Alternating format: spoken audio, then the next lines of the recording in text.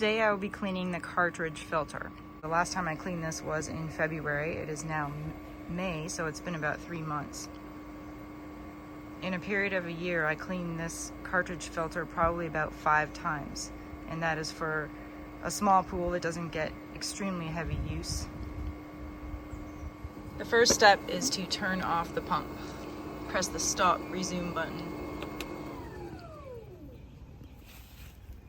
Then you're going to open the air pressure release valve and let the air out.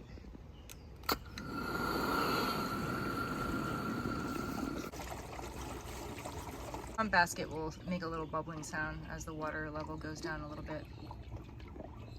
So you're going to have to take this top part off. What you need to do is put your hands on both sides of this black ring, and there's a little piece underneath on both sides that you have to push it up, and after you push that up, you turn it. And just keep twisting it, turning it until you can pull it off. Okay, so getting this off can be a little bit tricky. I have my feet pushing down on the bottom of this unit, and while I'm holding down with the bottom of my feet, I'm kind of wiggling it from side to side, and then you just pull it up. Kind of slightly wiggle it and pull it out. Pull it out, just so you know, it is like pretty heavy. So there it is. You can actually buy specific attachments that are for cleaning these filters, which would probably make it a lot easier. And one of the tips that I saw is to hold it facing downwards so that you're pushing the dirt down. Go into each pleat. Another way to do it is to just start at the top and go around and then go to the next level.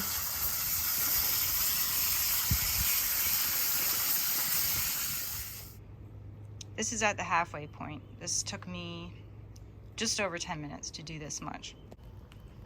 Something else to note is that when you are spraying with the hose on high pressure, try to avoid spraying directly on these bands here. Because something I have learned recently is that when these bands start to become loose, as you can see, like this one here, at this point here, it has become loose. When this starts to happen all over your entire filter, from my understanding, is when you need to replace it. Now this filter is only a year old, and this is the method I've used to clean it. There's a spray that you can buy. You can also mix muriatic acid with water and soak it in a huge trash can.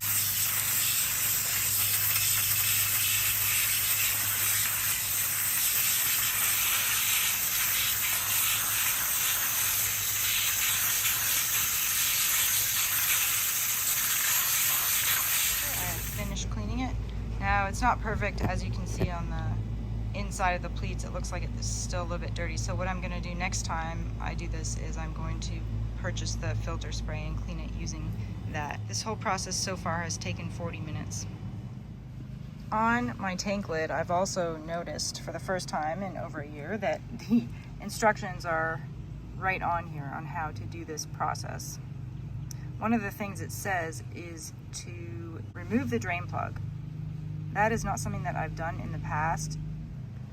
Now, if you look inside, the water that's in here isn't really all that dirty, but I'm assuming that the purpose of this drain plug here would be to let out the water that's in there, especially if it's really dirty. So this time around, I am not going to empty the drain plug, but it's good to know that that is there if it needs to be done. There is a specific way for the cartridge to go back in there. You have to make sure that this arrow is pointing towards the filter inlet, which is right there. So this is where the water comes in from the pool. Before you put your filter back in, another thing you're supposed to do is inspect this O-ring. So just wipe it off and also take a look and see if there are any dry spots or cracks. If you do find any dry spots or cracks, this is an example of a product that you could use to put around the O-ring.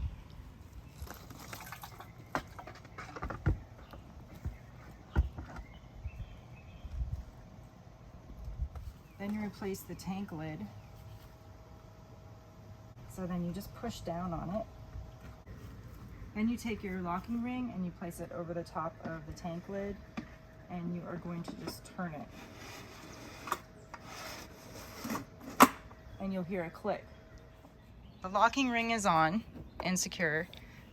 I'm going up here to the air pressure valve and I'm going to double check that it's open all the way. Then I'll go back to the pump and I can turn the pump back on. Press the stop resume button and it's going to prime. Then you will wait until you see water shooting out of the air pressure release valve, and then you can turn it back off.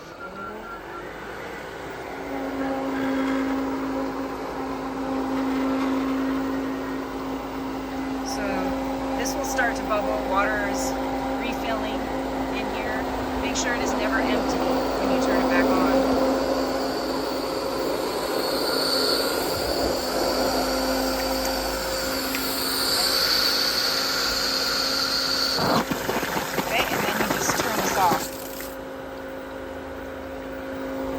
Still priming, it will still be priming.